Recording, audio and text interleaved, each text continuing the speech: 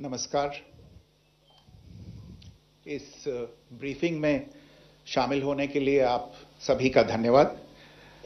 जैसा कि आप सभी जानते हैं, 22 अप्रैल 2025 को लश्कर-ए-तैयबा से संबंधित पाकिस्तानी और पाकिस्तान प्रशिक्षित आतंकवादियों ने भारत में जम्मू और कश्मीर के पहलगाम में भारतीय पर्यटकों पर बर्बरतापूर्ण हमला किया।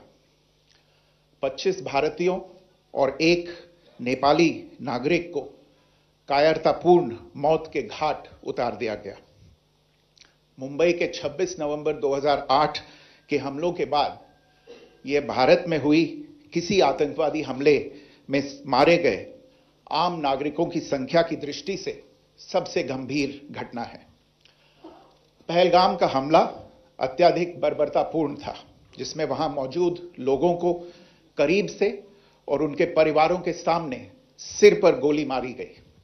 हत्या के इस तरीके से परिवार के सदस्यों को जानबूझकर आघात पहुंचाया गया। साथ ही उन्हें यह नसीहत भी दी गई कि वे वापस जाकर इस संदेश को पहुंचा दें। यह हमला स्पष्ट रूप से जम्मू और कश्मीर में बहाल हो रही सामान्य स्थिति को बाधित करने के उद्देश्य से किया गया था। चूंकि पर्यटन फिर से अर्थव्यवस्था का मुख्य आधार बन रहा था, इस हमले का मुख्य उद्देश्य इसे प्रतिकूल रूप से प्रभावित करना था। पिछले वर्ष आप सभी जानते हैं, 2.25 करोड़ से अधिक पर्यटक कश्मीर आए थे। इस हमले का मुख्य उद्देश्य इसलिए संभवतः यह था कि इस संघ राज्य क्षेत्र में विकास और प्रगति को नुकसान पहुंचाकर इसे पिछड़ा बनाए रखा जाए और पाकिस्तान से लगातार होने वाले सीमा पार आतंकवाद के लिए उपजाऊ जमीन बनाने में सहायता की जाए। हमले का यह तरीका जम्मू और कश्मीर और शेष राष्ट्र दोनों में सांप्रदायिक दंगे भड़काने के उद्देश्य से भी प्रेरित था। इसका श्रेय सरकार और भारत के सभी नागरिकों को दिया जाना चाहिए कि इन प्रयासों को विफल कर दिया गया। एक समूह ने खुद को रेजिस्टेंस फ्रंट टीआरएफ कहते हुए इस हमले की जिम्मेदारी ली है। यह समूह संयुक्त राष्ट्र द्वारा प्रतिबंधित पाकिस्तानी आतंकवादी समूह लश्कर-ए-तैयबा से जुड़ा हुआ है। यह उल्लेखनीय है कि भारत ने मई और नवंबर 2024 में संयुक्त राष्ट्र की 1267 कमेटी की सैंक्शंस मॉनिटरिंग टीम को अर्धवार्षिक रिपोर्ट प्रस्तुत की थी, जिसमें टीआरएफ के बारे में साफ इनपुट दिए गए थे। इससे पाकिस्तान स्थित आतंकवादी समूहों के लिए कवर के रूप में टीआरएफ की भूमिका सामने आई थी। इससे पहले भी दिसंबर 2023 में भारत ने इस टीम को लश्कर-ए-तैयबा और जैश-ए-मोहम्मद के बारे में सूचित किया था, जो टीआरएफ जैसे छोटे आतंकवादी समूहों के माध्यम से अपनी गतिविधियों को संचालित कर रहे हैं। इस संबंध में 25 अप्रैल को यूएन सिक्योरिटी काउंसिल प्रेस वक्तव्य में टीआरएफ के संदर्भ को हटाने के लिए पाकिस्तान के दबाव पर भी ध्यान दिया जाना चाहिए। पहलगाम आतंकवादी हमले की जांच से पाकिस्तान के साथ आतंकवादियों के संपर्क उजागर हुए हैं।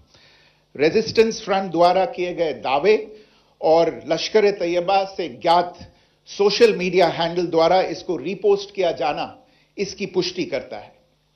चश्मदीद गवाहों और विभिन्न जांच एजेंसियों को उपलब्ध अन्य सूचनाओं के आधार पर हमलावरों की पहचान भी हुई है। हमारी इंटेलिजेंस ने इस टीम के योजनाकारों और उनके समर्थकों की जानकारी जुटाई है। इस हमले की रूपरेखा भारत में सीमा पार आतंकवाद को अंजाम देने के पाकिस्तान के लंबे ट्रैक रिकॉर्ड से भी जुड़ी हुई है, जिसके लिखित और स्पष्ट दस्तावेज उपलब्ध हैं। पाकिस्तान दुनिया भर में आतंकवादियों के लिए एक शरण स्थल के रूप में पहचान बना चुका है। यहां अंतर्राष्ट्रीय स्तर पर प्रतिबंधित आतंकवादी सजा पाने से बचे रहते हैं। इसके अलावा पाकिस्तान ने इस मुद्दे पर विश्व और फाइनेंशियल एक्शन टास्क फोर्स जैसे अंतर्राष्ट्रीय मंचों को जानबूझकर गुमराह करने के लिए भी जाना जाता है। साजिद मीर का मामला, जिसमें इस आतंकवादी को पाकिस्तान ने मृत घोषित कर दिया था और फिर अंतर्राष्ट्रीय दबाव के परिणाम स्वरूप वो जीवित पाया गया, इसका सबसे स्पष्ट उदाहरण है। यह स्वाभाविक है कि पहलगाम में हुए इस हमले से जम्मू और कश्मीर के साथ साथ भारत के अन्य भागों में भी आक्रोश देखा गया। हमलों के बाद भारत सरकार ने स्वाभाविक रूप से पाकिस्तान के साथ संबंधों को लेकर कुछ कदम उठाए। आप सभी उन निर्णयों से अवगत हैं जिसकी घोषणा 23 अप्रैल को की गई थी। तथापि यह आवश्यक समझा गया कि 22 अप्रैल के हमले के अपराधियों और उनके योजनाकारों को न्याय के कटघरे में लाया जाए। हमलों के एक पखवाड़े के बाद भी पाकिस्तान द्वारा अपने क्षेत्र या अपने नियंत्रण वाले क्षेत्रों में आतंकवादियों की इंफ्रास्ट्रक्चर के विरुद्ध कार्रवाई करने के लिए कोई स्पष्ट कदम नहीं उठाया गया है। उल्टे वो इनकार करने और आरोप लगाने में ही लिप्त रहा है। पाकिस्तान आधारित आतंकवादी मॉड्यूल्स पर हमारी खुफिया निगरानी ने संकेत दिया है कि भारत के विरुद्ध आगे भी हमले हो सकते हैं। अतः इनको रोकना और इनसे निपटना दोनों को बेहद आवश्यक समझा गया। आज सुबह, जैसा कि आपको ज्ञात होगा, भारत ने इस तरह के सीमा पार हमलों का जवाब देने और उन्हें रोकने तथा उनका प्रतिरोध करने के अपने अधिकार का प्रयोग किया है। यह कार्यवाही नपीतुली, नॉन एस्केलेटरी, आनुपातिक और जिम्मेदारीपूर्ण है। यह आतंकवाद की इंफ्रास्ट्रक्चर को समाप्त करने और भारत में भेजे जाने वाले संभावित आतंकवादियों को अक्षम बनाने पर केंद्रित है।